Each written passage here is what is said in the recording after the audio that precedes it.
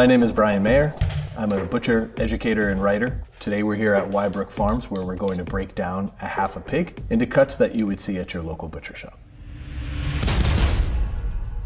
So the first thing that we're going to do is we remove the leaf lard. Leaf lard is the most neutral of all fats, which means it doesn't have a lot of taste to it. Traditionally, it would be used in things like pie crust and stuff like that before the advent of shortening. So right here, I'm just kind of removing a bit of the flank section. This is just sort of a preliminary step. We'll come back later in terms of removing the sirloin section, but that just kind of gets it out of the way and also makes it a little bit easier to pull the tenderloin off. So along with the leaf lard, one of the first things we'll do is also remove the kidney. Kidneys are wonderful. I usually grind them with my grind and put them into sausage. So here I just follow along the lumbar vertebrae right to where it turns into the sacral vertebrae and right into the H-bone. And I just follow along a very natural seam. And you can very easily pull off the tenderloin once you sever those first connections. It almost comes off by hand. So here we're going to remove the shoulder section. For our purposes today, I was counting between the 5th and the 6th rib. And that's traditionally where a butcher hog would be broken. If we were cutting it for charcuterie, we would want to elongate certain muscles. So we would cut between, say, the 6th and the 7th for charcuterie.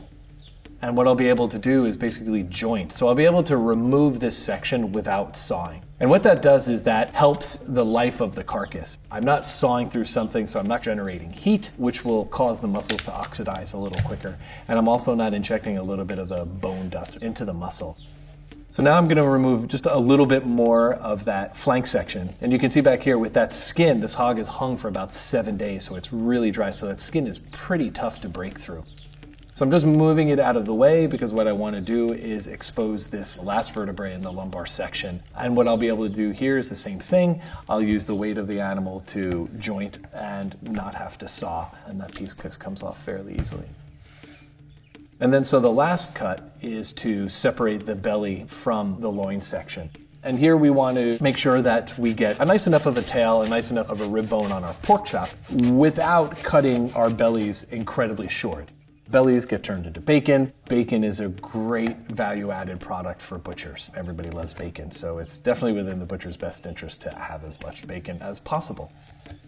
So these are the 4 primals: your shoulder, loin, belly, and ham, along with your tenderloin, leaf lard, kidney, and the head. And then from here, we're going to break them down into other cuts.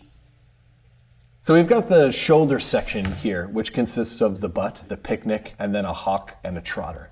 Here what we're doing is removing the trotter from the rest of the arm bone. I was planning to do zamponi, but with the skin being as dry as it was, I thought maybe we'd joint the leg instead.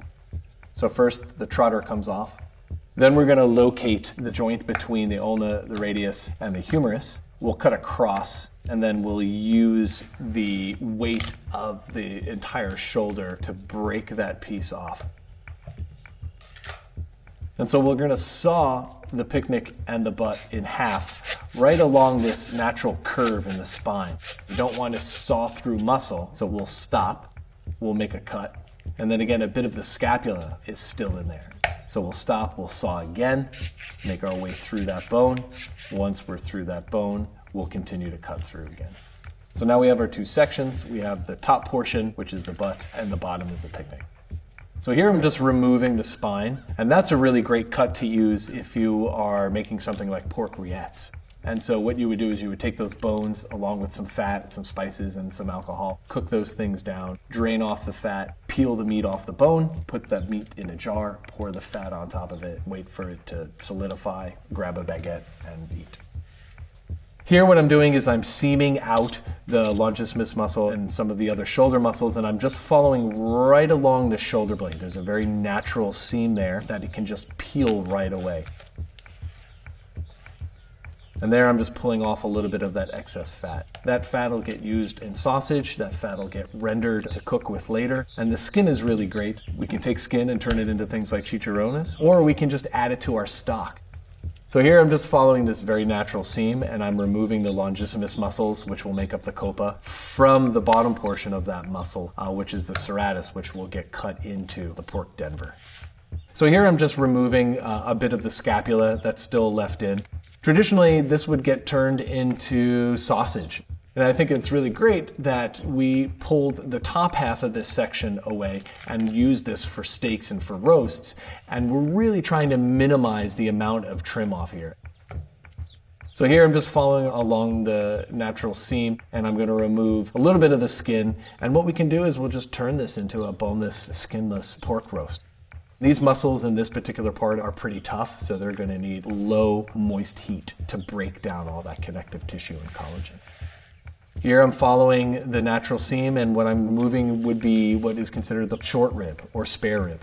These I'll leave whole, or what I can do is cut them into individual spare ribs. One of the really great things about pig is every bit is usable. From the blood, from the skin, from all the offal that's allowed to be used. I think that the only one that we're not allowed to use are the lungs, but really everything gets used, and I think that pigs really exemplify whole animal butchery. What I'm pulling off here is something that you don't normally see, and it's the pork brisket. And again, it's just another way to have a sort of more usable, versatile, a slow cooking roast. I'm going to take the remaining section and I'm going to tie that up into a full roast. And here I'm just basically squaring it off, just making it into a sort of a more manageable, useful cut. So here's a breakdown of the shoulder. And now what I'm going to do is trim and clean these cuts in a way that you might see them in a butcher shop. So I'm just removing silver skin. Maybe if there's excess fat, I'm getting rid of it.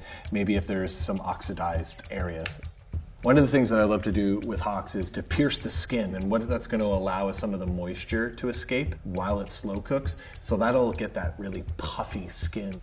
Here I'm taking the spare ribs, and all I'm doing is just separating them right between each rib.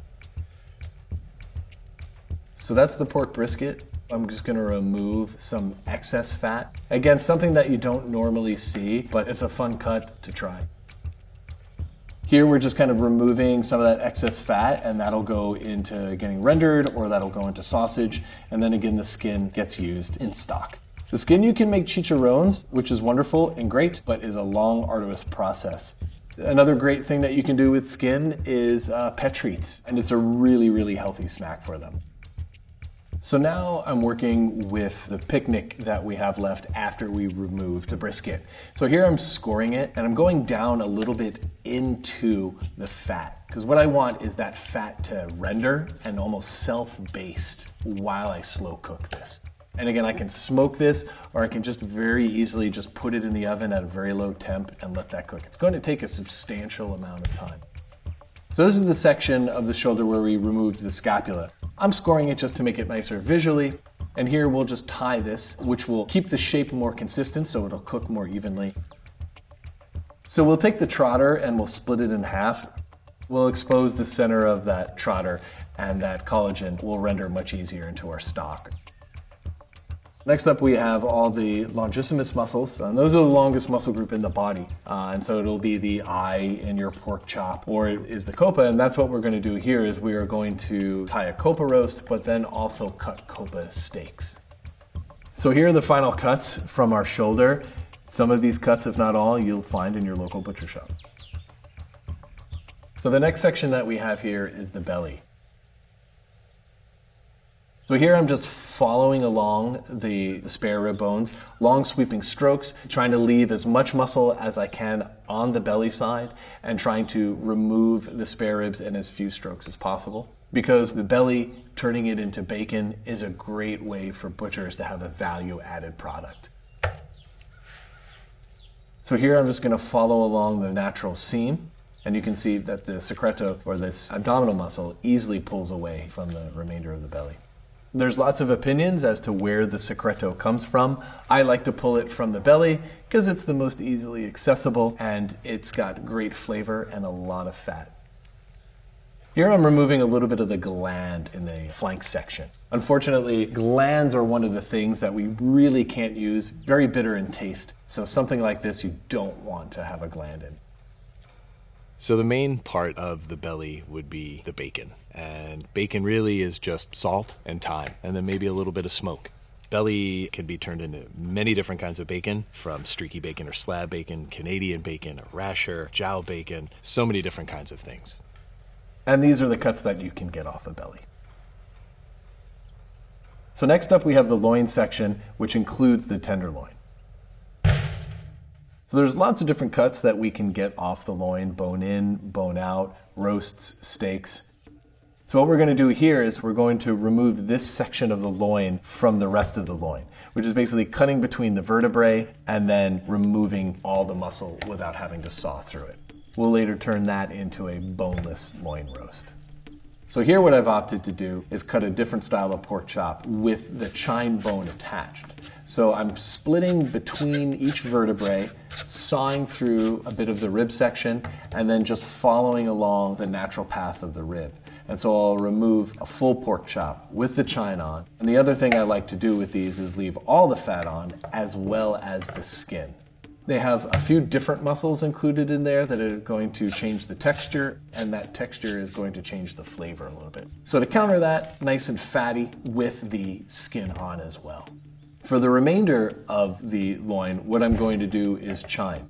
I'm lining my saw right at the base of the spine, and just a couple of quick bursts. And once I'm through that section, I'll take the tip of my blade and I'll work around each little piece of the vertebrae. So here I'm just following down the feather bones that are on the back side of the spine, and we'll remove the section of the vertebrae.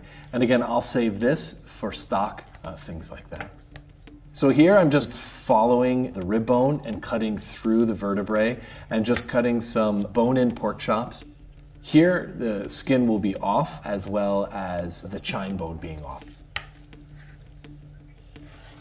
So this is a part of the loin towards the rear of the animal, back towards an area where there are finger bones and not rib bones. So I've removed the spine and finger bones, I've skinned it, and here I'm just removing excess fat. It's always a balance between too much fat, too little fat. Me personally, I love a ton of fat, but it's something that we slowly have to initiate customers into buying. And then here I'm going to just score it again just for some presentation, and then I'll tie it. And that tying will keep it in a more uniform shape, and that will aid in a more even cooking. So the last part, we're going to tie something that's sort of traditional holiday roast, if you will. So we're going to tie what is essentially a pork standing rib roast. Skin off, leave a good amount of fat on, not too much, and expose or French the ribs. And really this is all just presentation. Personally, I love to leave all that fat and meat on the bone, but for presentation's sake, it looks really nice. So to go ahead and French a bone, first you want to scrape between the bone and remove any of the intercostal meat. So that's the meat in between each bones. And then really, it just depends on how you feel like doing it. I kind of do a version where I scrape off as much meat and then I'll take a clean rag and use that rag to pull off. Some people really want to see clean bones. I think I'd leave some meat on there just because I'm so anti-Frenching things. So here we're going to remove the skin, and again we're left with some fat and some skin, all of which will be utilized. So the tenderloin is the most tender muscle in the body. What that equates to is a lack of flavor. So to help mitigate that, I leave a good amount of fat, or as much fat as I possibly can. But one of the things that we will have to remove is the silver skin. So that fascia isn't going to break down when you roast it normally. Here are the final cuts from the loin that you'll likely see at your butcher shop. So here we have the final traditional primal, the ham with the sirloin attached. So much like we did on the front arm, we're going to do on the rear. Removing the rear trotter is very similar to removing the front trotter. We're going to look for that joint, we're going to look for articulation in the tarsal bones, and we're going to cut around and then use the table to help us separate that from the hock. What we're going to do is we're going to debone around the sirloin. So first we'll remove part of the sacral vertebrae, and then we'll remove part of the hip that's still attached to the H-bone. And what that allows me to do is make sure I just remove the bone and not pull muscle with it. So it's a much cleaner way of removing those bones. So I'll cut between that cartilage, remove a bit of the hip, and then I'll work around the remaining section of the hip into the H-bone, around the femur, and then pull out that section. The H-bone is a fairly tricky bone to remove. There is a tendon that's attached to it. So it's one of the reasons why you don't dislocate your leg. The rear hock is a little bit different from the front arm in that the rear hock has a stifle joint. So it's almost a straight cut through that section. So we'll remove the tibia from the femur by locating an area just below the patella and the kneecap. And that area right below the patella allows us to sever that section very easily. So now we can remove the sirloin section. So we follow right on top of the tip of the femur. And as you can see, we get a much more full piece of sirloin. Great for cutting steaks or turning it into a roast as well. So here's the breakdown of the ham. Next, I'll cut them down even further into parts that you might see in your butcher case. So here again, I'm just skinning and taking off some of that excess fat. We're going to cut some bone-out sirloin steaks. A lot of flavor. There's a lot of muscle groups in there, so that texture is adding to the flavor. I like them much better than a pork chop. So next up we have the ham and the 4 primary muscles that are included in that. The top round, the sirloin tip, the eye round, and the bottom round. For our purposes, first we're going to skin it, leaving as much fat on as possible. You want to see the shadow of the blade underneath the skin, and that's how you know you're getting a really clean piece. So here we're following the natural seam, and I'm just scoring and following right around the femur. There's a very natural seam there that connects the top round to the bottom round, and we'll remove the top round along those lines. So here what we're doing is removing this top cap. This is the gracilis muscle. The cut that you'll see in butcher shops in the beef case, but you can totally use this in the pork case as well. It's very thin, it's quick cooking, and definitely just a great cut for a couple of portions.